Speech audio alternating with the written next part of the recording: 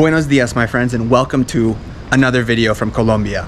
Today, I'm just about 4.5 hours outside of Medellin, took a really janky bus through some very janky mountain roads, and here we ended up in a beautiful town called Jardin, notorious for its beautiful architecture, its amazing countryside, and the taste, the spirit of the rural Colombian life.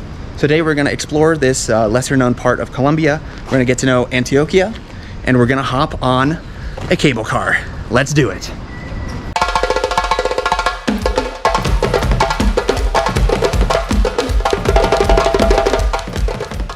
So now we're hopping on something called La Garocha, which is this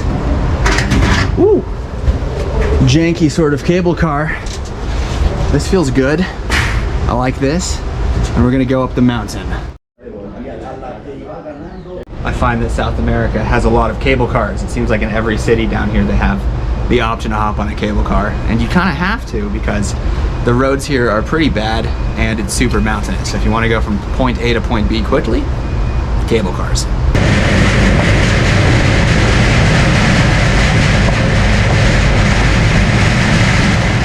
So here we are in the rainforesty part of Antioquia. And when I think about this part, I think a lot about watching, of course, the series Narcos and about the history of Colombia, specifically having to do with the fact that they had a lot of terrorism and guerrillas that were hiding out in these jungles. And I always thought it was kind of ridiculous that they couldn't locate them, but seeing how mountainous and dense, small roads, really isolated areas, I completely understand. He understands as well.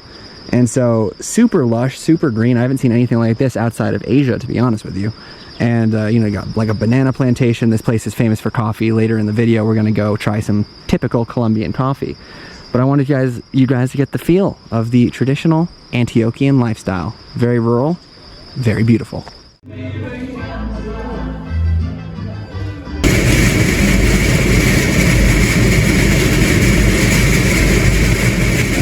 We're back in the town center now after taking the Garucha again. Very sketchy, very, very sketchy. But Jardin is really nice for a lot of reasons. Number one, I like they play cumbia or traditional Colombian music pretty much everywhere. And then secondarily, all of the houses have these very nice frames and colorations, and the architecture of the entire place is very well kept up, very quaint, very enjoyable. The streets are quiet other than restaurants. They have a lot of hostels and stuff. This is obviously quite a touristy town, but this is a really good place to get to know Colombian culture, as a lot of people are still dressing pretty traditionally. A lot of the vibes are nice. They have these things called chivas, which we'll take in the morning tomorrow, which is like these big painted buses. It's all very very unique. They also have tuk-tuks like they do in Thailand here, which are cute. As we get closer to the plaza, the old city center, you get a lot of these cool guest houses, and you get really nice colored buildings as before. But these are the fancy ones, kept well. At the center of Jardin is this really epic Gothic church, which I'll show you from a better view now. And here we are in the center, this plaza that is so, so beautiful. Got this really epic cathedral that was built quite a long time ago. This town was celebrated their 160th birthday recently, so it's like it was from the 1860s, I believe. And then in every direction you get these really cute little buildings. Got the fountain in the center, very traditional Spanish style, and over here there's all kinds of little food carts. So I like it because it's local, but it also feels very touristy, but it's a lot of local tourists as well. Maybe people coming from Medellin, coming from Bogota, coming from the north of Colombia to kind of see the sights here. So it has that nice kind of like local, definitely has a local vibe. If it reminded me of anywhere that I've been before, it would be San Cristobal de las Casas in Chiapas in Mexico. Also very cool old town. I have the video here if you guys want to watch it. But yeah, lots of culture, lots of culture. So tomorrow we're gonna do a lot of things and I'm super excited to show you. So to finish the video today before we wake up and try some coffee tomorrow, we're going to try a traditional Colombian oblea from Leslie. So she's got these are obleas, which are like these kind of wafer cookies, and then she tops them with different kinds of jams, arequipa, which is like dulce de leche, or you know, like cooked milk kind of, and other nice toppings. Look at her go. What are these things?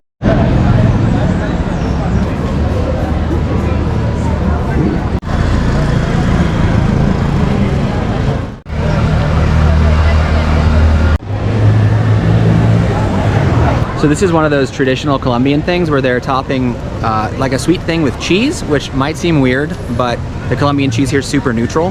So it just kind of enhances it. You can think of this as like those people who do like cream cheese and jelly sandwiches, which I used to do as a kid. And this is like that, but with a wafer cookie and dulce de leche. I don't know, pretty good thing. Happy with it.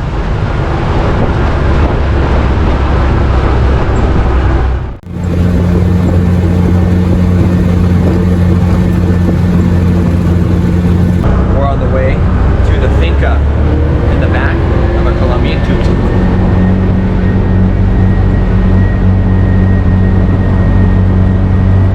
Minutes later, after a very bumpy tuk-tuk ride, we find ourselves again in the Antiochian hills at Finca Los Angeles to learn about coffee. So we're at the table here now, and a really nice couple. There's the father of the house, and the mother of the house is making the coffee here.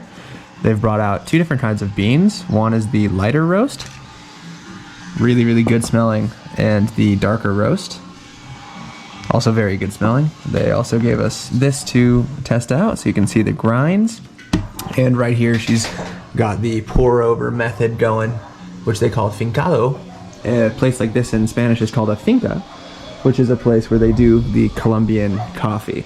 So the owner was talking to us a lot about the coffee culture. This is the 6th generation here on this beautiful finca that they have here. And they send their kids to Medellin to study, but the expectation is that they come back and help run the farm. There's actually a cooperative of different farms around here that all work together. And he was also saying that because the coffee season is short, about 3 months, they also all plant bananas. So there's a banana cooperative as well as a coffee cooperative that kind of holds together the economy of this area.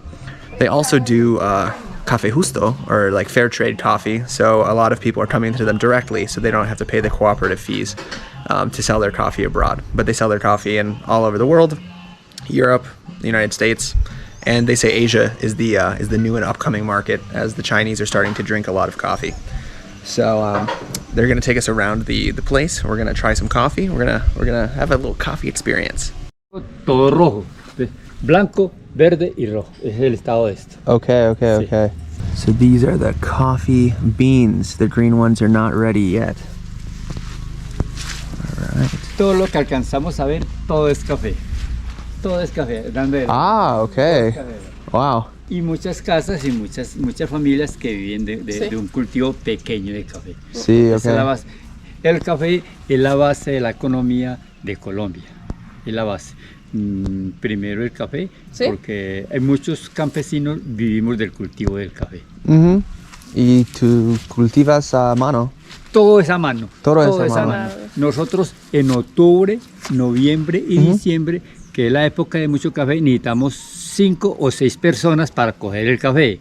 Wow. 5 o 6 personas. Y durante todo el año, 1 o 2 haciendo el trabajo del campo. Okay. Pero hay fincas tan grandes en otras regiones que necesitan 100, 200, 500 y hasta 1000 gente para coger café. Pero yo necesito apenas 5 personas. Okay. 5 personas. Wow.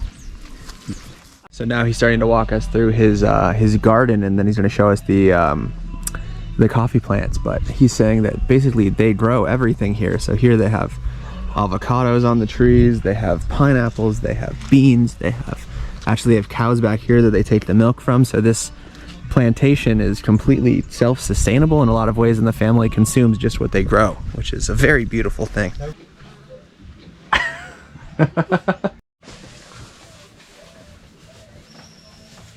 Se puso blanco en enero, ahora está todo verde, y en octubre, noviembre y diciembre todo rojo. Blanco, verde y rojo.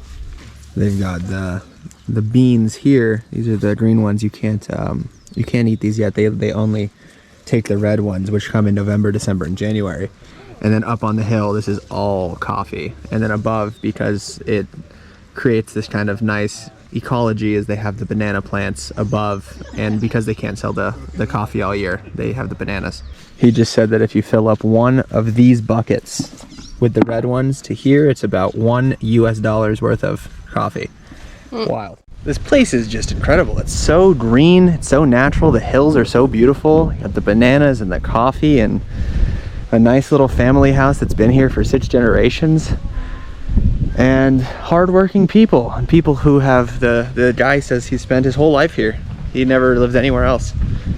He got married, had some kids, and his kids now work in Medellin, but the one came back, the other one's gonna come back. So just this is the Colombian village life, the Colombian coffee grower's life, and it's extremely beautiful. What a beautiful place to be from, really. There's multiple places you can come see coffee cooperatives in Colombia, but the ones in Jardin are a lot less touristy and a lot more original, I would say. I think it's called Soltera. It's near Bogota, another great place to see coffee, but much more touristy. So if you want to kind of have the coffee experience, you got to come to the mountains of Antioquia. Esto rojo. Okay. Esto rojo es un compost. Se va por acá. Y este es el café. Sí, pasa por acá y para por acá. Okay. Y luego para acá y cae a este tanque. Sí. Ahí lo dejamos, el café así, sin lo rojo, así. Lo dejamos acá 20 horas para que el café se fermente, sin agua. Okay. Después de 20 horas lo lavamos y lo ponemos a secar al sol. Okay. Cuando una persona se coge estos granos verdes, esta máquina los pasa entero porque es muy duro. Entonces, por aquí no caben, vea. Pero lo va tirando allá. Y este que sí lo pela la máquina porque es blandito, por aquí sí cabe. Entonces, el verde lo tira allá y el blandito lo tira acá. Okay. Se las voy a aprender para que se la imaginen cómo es.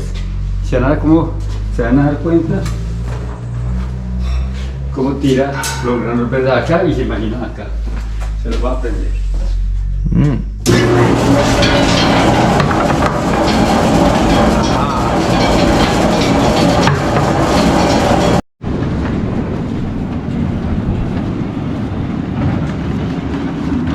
So they move this roof because you get 48 hours to put the coffee on these two things so they can dry out in the sun after the fermentation process.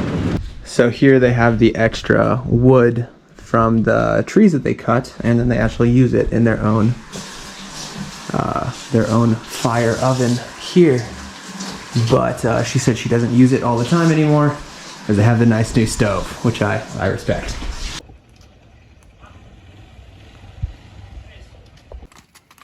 Buenas. Porque no tomo la foto.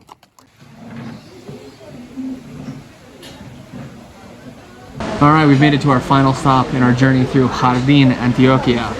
We're gonna eat some trout, also known in Spanish as trucha. It's like the one thing that you have to eat here in this region because they have a lot of rivers. And so apparently there are a lot of trouts, and we're gonna eat those trouts. So the comida has arrived, and I'm very interested about this. So they've got a whole mountain trout split in half, deep fried, looking really good, head on. They give you tartar sauce. They give you, is this pogao, which is like a warm kind of salsa. And then you get patacones, which are fried plantains. You can actually see the plantain here, but I've never seen it flattened out into a chip this big. Normally they're smaller than that, but it looks very good. Got a nice little salad and a glass bottle Coke. The best way to drink Coke if you've never had it. Let's give it a try. Oh yeah. Okay. Got a nice piece of fish right there. I want to try it straight up before we get the sauces. Mountain trucha. For those of you that have never had trout, it's actually very similar to salmon. Sometimes it's a red kind of meat, cooked super nicely, and it's really well cooked. The thing to get here. But my favorite thing in Colombia is the patacones. We're finishing our tour of Jardin here at the trout farm where they raise the trout.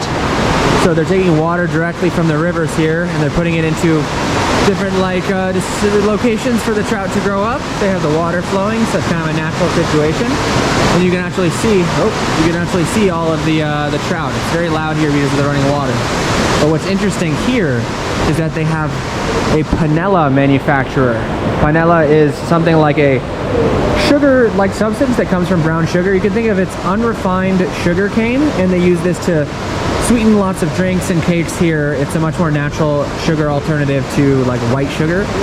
And here you can see the various stages of the panella. You can see the kind of more clear liquid, so they're boiling off a lot of the water, and then it gets down to this stage where this man is getting it to where they can get it to the point where they can lay it out and they can dry it and put it into or package it for sale.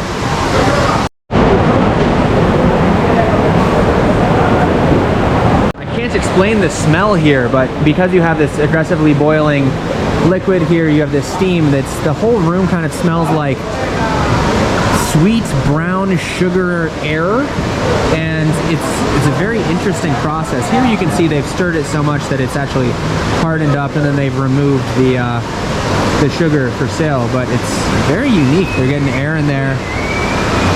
Very cool. Look at the air. Look at it. Wow. That's crazy. You can actually see it bubbling, hardening, and candying on the corners, and then it bubbles back up almost as if they were, as they add water to it, as if it was that sort of honeycomb candy.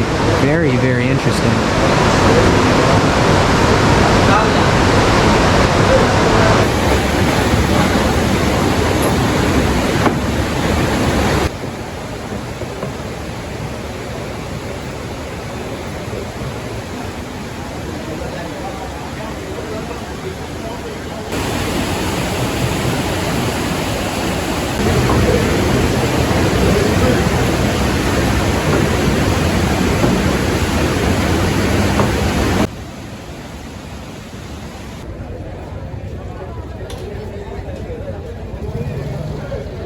So from here in the center of Jardin, I want to thank you guys for watching. If you liked the video, make sure to like and subscribe. Hit the notification bell. Super helpful to me. And we've got more adventures from South America. So stay tuned. Hasta luego, mi amigos.